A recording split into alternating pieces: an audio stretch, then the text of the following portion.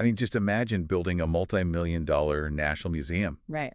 You're standing at the podium, you're cutting this velvet ribbon on live television, but the entire purpose of this massive building is to actually celebrate the fact that your own soldiers are blowing themselves up on a foreign battlefield. It's incredibly dark. It really is. But that is the jarring reality unfolding in Pyongyang this week. And honestly, it sets the stage for a geopolitical landscape in late April 2026 here that just feels completely unmoored from reality. Yeah, totally unmoored. We are looking at a world where the truth isn't just obscured, it's like being aggressively rewritten and covered up. Right. And honestly, completely misunderstood by the very people who are steering these global events. Absolutely, because we're in this environment right now where perception has just completely overtaken the physical facts on the ground. Yeah. I mean, we are seeing leaders at the absolute highest levels of power engaging in these massive campaigns of misdirection. And it's all driven by this really desperate need to hide their own crippling vulnerabilities. Right. And unraveling that misdirection is basically our mission for today. So we're doing a deep dive into the complex, incredibly high-stakes reality of the Ukraine war as of this week. Which has been a wild week. Oh, totally wild. Now, our stack of sources for this deep dive comes from Impeach 47, which is an independent accountability journalism organization. But I need to be absolutely clear with you, our listener, before we jump in. Yeah, the disclaimer is important here. Very important. Impeach 47 operates with a stated, openly anti-authoritarian editorial stance. They definitely have a distinct viewpoint. Right, they aren't hiding that. No, they aren't. However, our objective today is strictly impartial. We're not here to take sides or, endorse any political ideology. We are solely focused on unpacking the factual public record reporting that they've compiled from established news organizations. Because when you actually isolate the raw data from the politics, I mean, the implications are just staggering. You really are. And what's fascinating here is the connective tissue between every major development we're examining today. I mean, whether we are looking at the trenches of Eastern Europe or the cobblestones of Red Square or even the briefing room of the White House, Right. We're basically watching leaders engage in really extreme behavior simply to mask what they lack. Okay, let's unpack this. Yeah. Because I want to start with that ribbon-cutting ceremony in Pyongyang. Yeah, let's go there. So the date is April 26, 2026. Right. Kim Jong Un officially opens a brand new facility that he is calling the Memorial Museum of Foreign Military Operations. Catchy title. Right. And he takes the microphone and he publicly praises North Korean soldiers who, in his official translation, quote, self-blasted. Self-blasted. Yeah, he is openly confirming a standing directive for North Korean troops fighting in Ukraine. Basically, if you are facing capture, you must self-detonate rather than surrender to Ukrainian forces. Which is just, I mean, the regime has essentially mandated a suicide policy for its deployed infantry, and they're branding the soldiers who actually comply with this as national heroes who chose death to defend the state's honor. It completely transforms this horrific battlefield reality into a state-sanctioned martyrdom complex. And the physical evidence of this policy is actually showing up in the numbers, which is the crazy part. So we know that since late 2024, North Korea has sent an estimated 14,000 to 15,000 troops to fight alongside Russia. Right, a massive deployment. And these troops aren't just anywhere. They are in the Kursk region, sovereign Russian territory that Ukrainian forces pushed into. Out of those 15,000 North Korean troops, the intel reports indicate that exactly 2 have been taken alive by Ukraine. Just 2 out of 15,000? Just 2. Wow. And you have to look at the casualty estimates for those North Korean units to really understand that, meaning those killed or severely wounded. That number ranges between 3,000 to 6,000. Which is huge. It is. Mathematically, in any conventional modern conflict, a casualty rate that high would yield hundreds, if not thousands, of prisoners of war. Right, because units get overrun or cut off. Exactly. Or guys just simply surrender to survive when they run out of ammo. The absence of prisoners isn't some statistical anomaly here. It is the direct intended outcome of that self-blasting directive. But the sheer mechanics of enforcing something like this on a chaotic battlefield, I mean, it seems impossible. How do you actually compel thousands of men who are thousands of miles from home, fighting under skies filled with enemy drones, to choose a live grenade over just putting their hands up? Well, you enforce it through the brutal architecture of the North Korean military structure itself. The regime relies heavily on political officers. Like commissars. Yeah, exactly. Commissars who are embedded directly within the combat units. And their primary job isn't tactical at all. It's strictly ideological enforcement. Wow. And furthermore, the leverage isn't just on the battlefield. It's back in Pyongyang. Every single one of those soldiers knows that their surrender wouldn't just be viewed as a personal failure. Right, it's worse than that. It would be viewed as treason. And that triggers catastrophic generational punishment for their families back in North Korea. Which really brings us to the core motivation here. Yeah. Because the regime is basically treating these soldiers as a biological contamination risk. That's a good way to put it. I mean, these are young men who have spent their entire lives inside an absolute information vacuum. If they surrender, they end up in Ukrainian custody. They get access to the internet. They see the wealth of the outside world. And critically, they can be put in front of a camera to speak freely. And a captured soldier is an uncontrolled variable in Pyongyang's information war. They can't have that. Right. If defectors begin broadcasting the reality of how they were treated, or just the sheer scale of the lie they've been living under, it threatens the absolute ideological control that Kim Jong Un relies on to stay in power. Yeah. The state is demanding their lives simply to maintain a quarantine on reality. It's like building a national monument to a cover-up. They literally built a museum to glorify the act of taking the state's secrets to the grave. But I have a massive problem with the optics of this ceremony. Oh, with who is there? Yes. Kim Jong Un is not standing alone at that podium. Standing shoulder to shoulder with him are Russian Defense Minister Andrei Beloussov and the Russian Parliament Speaker Vyacheslav Volodin. Right. Russia is publicly co-signing a policy of forced suicide just to get Allied infantry on the ground. I mean, they are officially okay with this.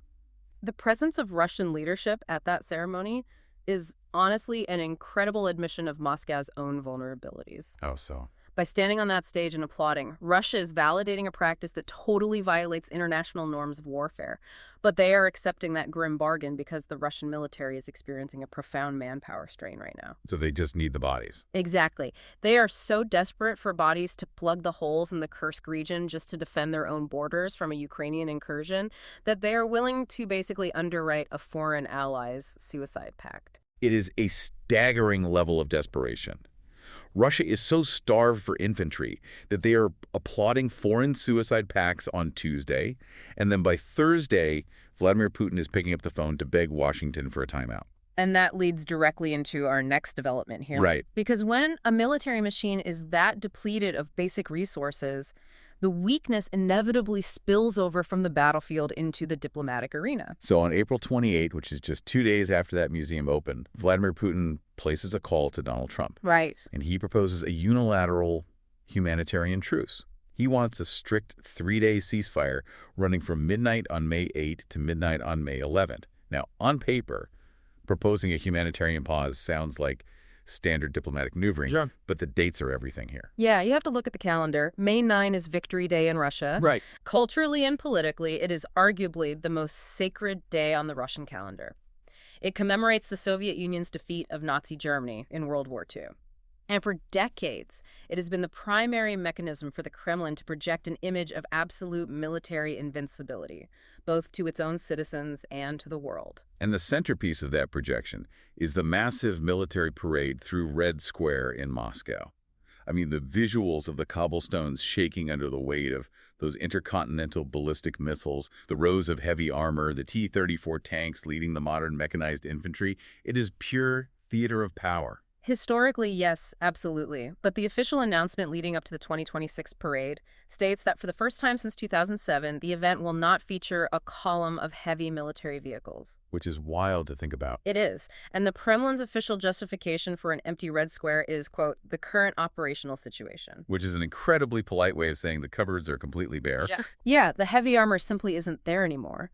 The modern tanks, the armored personnel carriers, the advanced missile systems, they have either been deployed to the front lines in Ukraine or they are just rusting in Ukrainian fields. Right.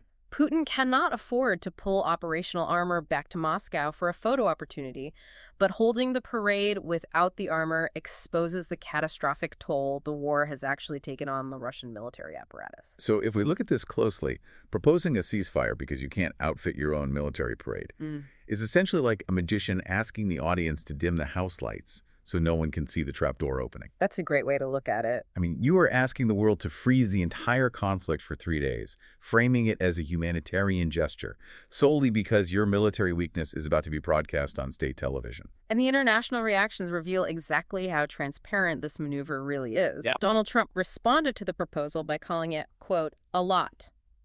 While his press secretary, Caroline Leavitt, attempted to kind of pivot the narrative, stating that Trump is actually pushing for a permanent ceasefire, not a temporary pause. Right, but over in Kyiv, President Zelensky didn't mince words at all. He rejected the proposal outright, calling it entirely theatrical. Yep. And he brought the receipts. He pointed out that during Putin's previous Easter truce earlier in the year, Ukraine recorded over 400 separate ceasefire violations by Russian forces. 400. Yeah.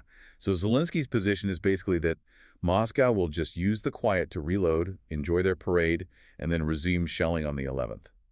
Ukraine is maintaining its demand for a 30-day unconditional ceasefire. Which leaves the entire peace process in this incredibly fragile state right now. You have Putin pitching this cynical, self-serving truce directly to Trump, who has positioned himself as the primary mediator capable of ending this conflict. It's all about masking weakness. I mean, in Pyongyang, they mask mass defections with suicide orders. In Moscow, they mask military depletion with a fake diplomatic pause. But what happens when the mediator, who is supposed to be seeing through all of this theater, is actually operating with a massive blind spot of their own? Right, because the fog of war is no longer confined to the trenches. We are seeing it settled directly over the White House briefing room, fundamentally distorting how the United States is assessing the balance of power here. Yeah, because just one day after that phone call with Putin, on April 29, Trump steps in front of the press and states unequivocally that Ukraine is, quote, militarily defeated. Militarily defeated. Right, and to back this up, he drops a flurry of highly specific statistics. He claims that the Ukrainian Air Force is entirely decimated, and then he says that Ukraine had a fleet of 159 ships and that, quote, every ship is underwater. And journalists in the room, including CNN's Caitlin Collins, almost immediately flagged the massive discrepancy in those statements. Yeah, I mean, 159 ships. Exactly. The Ukrainian Navy has never possessed a fleet of 159 ships. Before the war, their maritime defense relied almost entirely on a small collection of coastal patrol boats and shore-based anti-ship missiles. Just small stuff. Right. There is no sunken armada of 159 warships sitting at the bottom of the Black Sea. Honestly, when I first saw that number 159 ships, I actually went back and checked the pre-war naval registries. You did? Yeah, I was trying to figure out if there was any mathematical way to reach that figure. I thought, maybe he is accidentally lumping in partial grain vessels, or maybe he's counting uncrewed river drones. But the math still completely falls apart. It falls apart because he wasn't looking at data from the Black Sea at all. The 159 ship statistic perfectly matches highly classified U.S. intelligence data regarding Iran's naval forces. Wait, Iran? Yes. Specifically, it aligns with the tracking of Iranian fast attack swarm boats and missile craft operating in the ongoing Strait of Hormuz conflict. Oh. Yeah. The President of the United States took the highly specific military statistics from an entirely different theater of war involving an entirely different adversary and just applied them to Ukraine on live television. Here's where it gets really interesting, though. Because, look, we are all human. People misspeak, especially under the glare of the press. Yeah, absolutely. But this wasn't just a stumbled word. He built an entire geopolitical argument around this data. He used the phantom 159 sunken ships and the claim that Ukraine's F-16s, which, by the way, are actively flying combat missions right now, were entirely destroyed, to justify his declaration that Ukraine is a defeated nation. Right. It is like a surgeon walking into an operating room and amputating the wrong leg because he picked up the wrong patient's chart. I mean, confidence is total, but the premise is entirely fictional. And that analogy really highlights the breakdown of the apparatus surrounding the president. Yeah. The mechanics of Oval Office intelligence briefings involve layers of staff, National Security Council advisors, and meticulously prepared briefing books. It's not just one guy guessing. Exactly. For a commander-in-chief to conflate two massive global conflicts during a public address is alarming, but what is arguably more concerning is that no White House aides stepped in to correct the record. They just let it go. They did. The administration allowed the false statement to stand as the official assessment of the United States government. Wow. If we connect this to the bigger picture, the stakes of that uncorrected error are just astronomical. Right. Trump had just spoken to Putin the night before. He is the central figure attempting to broker a conclusion to the largest European land war since 1945. If the United States approaches the negotiating table operating under the delusion that Ukraine has absolutely zero leverage, no air force, and a massive, completely destroyed naval fleet, how does that alter the leverage in the room? It's a disaster. It's one thing to have a slip of the tongue, but he built a whole narrative of defeat around the wrong country's military. If you were a Zelensky or a NATO ally, how do you even begin to sit at a negotiating table when the mediator's looking at someone else's war? You can't. It completely upends the diplomatic scales in Russia's favor. Right. If the mediator fundamentally believes the victim is completely defenseless and broken, the resulting pressure won't be on the aggressor to withdraw. The pressure will be applied to the victim to capitulate. Because they think they have nothing left to fight with. Exactly. It drastically alters how the U.S. calibrates future military aid packages, and it signals to NATO allies that American leadership is just untethered from the actual tactical realities on the ground. You simply cannot broker a lasting peace if you are looking at someone else's war. So we step back and look the entirety of the board this week. We have North Korea, a regime so deeply terrified of the outside world that it orders its own citizens to blow themselves up in the mud of Kursk and then builds a pristine museum in Pyongyang to call it heroism. Yeah. Then we have Russia, a military superpower so hollowed out that it has to propose a fake humanitarian ceasefire just to hide the fact that it doesn't have enough tanks to drive across Red Square. And we have the United States, where the president confidently declares a strategic defeat based on the naval statistics of an entirely different country in the Middle East. It paints a picture of a global leadership structure that is currently running on fumes, misdirection, and catastrophic informational blind spots. So what does this all mean for you? If you are listening to this, trying to navigate this landscape, trying to be a well-informed citizen who actually understands the stakes of these conflicts, how do you even process a reality this distorted? Well, it forces us to confront a deeply uncomfortable reality about modern statecraft. What's that? We live in this hyper-connected era where an uncorrected viral misstatement from a U.S. president can instantly alter global market confidence. And a beautifully choreographed military parade, even an empty one, can sustain a dictator's domestic power. Yeah, the optics are everything. Right. So it leaves us with a lingering question to think about. In a world where perception can instantly dictate diplomatic leverage and allied morale, does the actual physical truth on the battlefield, the real location of the tanks, the actual ships in the water, the true cost in human lives, does that truth even matter anymore? Or has the weaponization of reality become the only tactic that actually dictates who wins and who loses? A heavy, unsettling question, for sure. But it is exactly what we need to be asking when the trapdoors are opening everywhere and the magicians are working overtime to keep us looking in the wrong direction. We want to warmly thank you for sitting down with us for this deep dive today. Keep questioning the narratives you are handed, keep demanding the facts behind the theater, and we will catch you next time.